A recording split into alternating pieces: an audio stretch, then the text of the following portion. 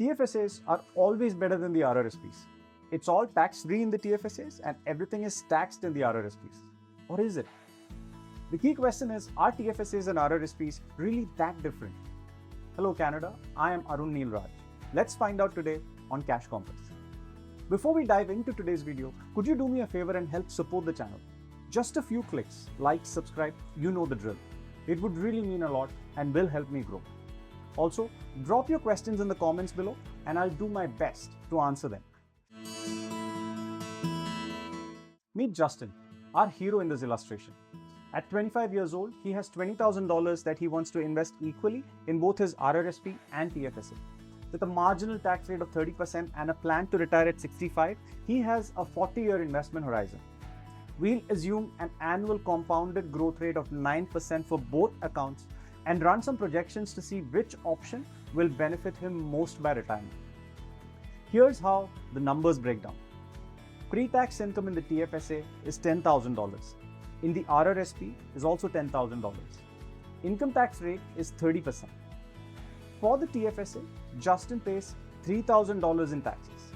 Why? Because his paychecks are taxed before they are credited to his bank account, leaving him with a net contribution of $7,000. In contrast, for the RRSP, he pays no taxes upfront. Thus, his entire $10,000 goes into the account thanks to the tax deduction. Let's look at the projected growth over 40 years. Value after 40 years in the TFSA is 252,769.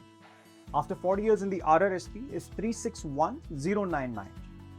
When withdrawing money, the tax rate on withdrawals from the TFSA is 0% since those contributions were taxed before contributions.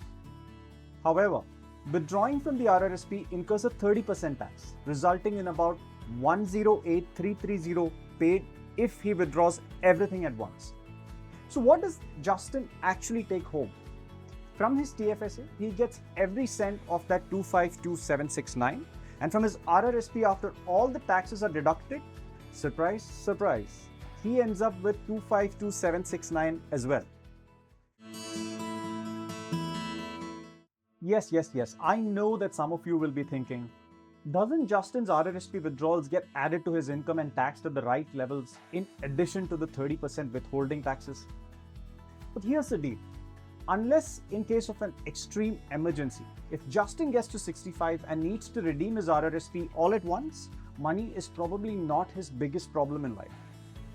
Now, what if Justin withdrew only $5,000 from his RRSP every month to support his retirement? He would only pay $500 in taxes. His RRSPs would support him for more than 70 months. What if he withdrew only $2,500 every month from his RRSP and another $2,500 from his TFSA? Only $250 is paid in taxes every month. His RRSPs would now support him for more than 140 months. Now, let me pose some questions for you to consider. Which account better benefits Justin? Which account type gives him greater control over his finances? Does he need to withdraw all his RRSP funds simultaneously? How much could he potentially save by planning his withdrawals wisely? Can you manage or control taxation when withdrawing from your TFSA?